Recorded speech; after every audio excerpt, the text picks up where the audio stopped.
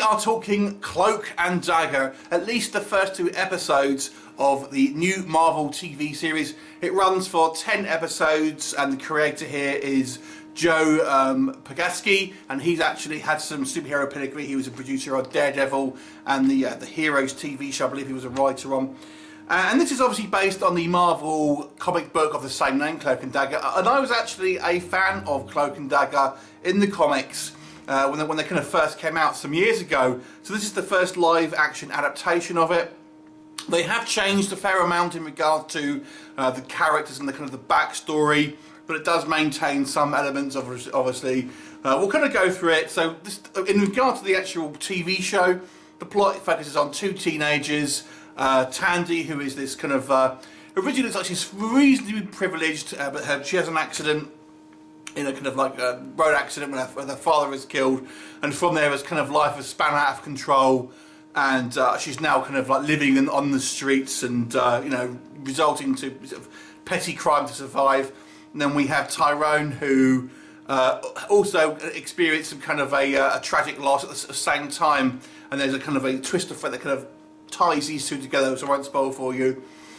And you know, he's living in somewhat middle class background, but having his own kind of like personal problems, trying to track down ghosts of his past and everything. And they ultimately become kind of empowered with these kind of this weird light and kind of dark powers here.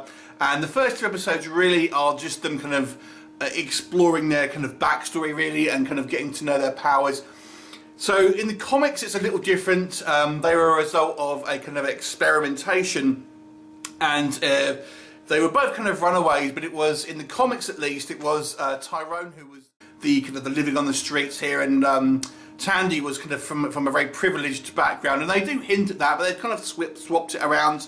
So now when they meet up, Tyrone looks like he's from a fairly well-adjusted middle-class background, whilst Tandy, although she may have originally had come from some sort of like more upper-class beginnings, since their father died, it's all gone downhill. So they've kind of flipped it around, and there's obviously, for political correctness reasons, they don't want to kind of have the black character come from, you know, the kind of have the rough end of the stick. I have mixed feelings on that, to be honest with you. It seems like it's done for that reason and that reason only, to be quite honest. So, you know, be that as it may, let's discuss it. I've got to say the production value here is quite good. I quite enjoyed the look and feel of the TV show. It feels like it does have some fairly high production value. It doesn't feel like as cheap as, for example, the CW kind of Arrow and Flash shows. It feels kind of more akin to the kind of the Runaways. However, it also has that kind of that over melodramatic feel to it as well.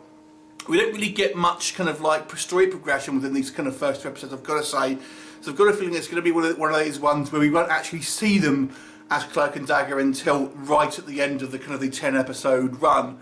So it's going to have this kind of glacial pace, and it's just going to focus on the kind of the relationships between all of the kind of the characters. You know, we were introduced to a few peripheral characters. Tandy's kind of boyfriend, who I actually thought was quite well written actually, because it's easy for, you know, to try and make him a bit of an asshole because he's a criminal, but they end up making him quite a nice guy, which I thought was quite a nice refreshing change. And there's some other sort of characters as well. Tyrone has this kind of like this backstory with this police officer, for example. So it's all kind of setting up their own personal demons, and ultimately what I think is going to happen is it's more going to be kind of delving into that, rather than kind of like being sort of costumed vigilantes, so to speak, than kind of like it, sort of more so than like it is in the comics. So it's super melodramatic.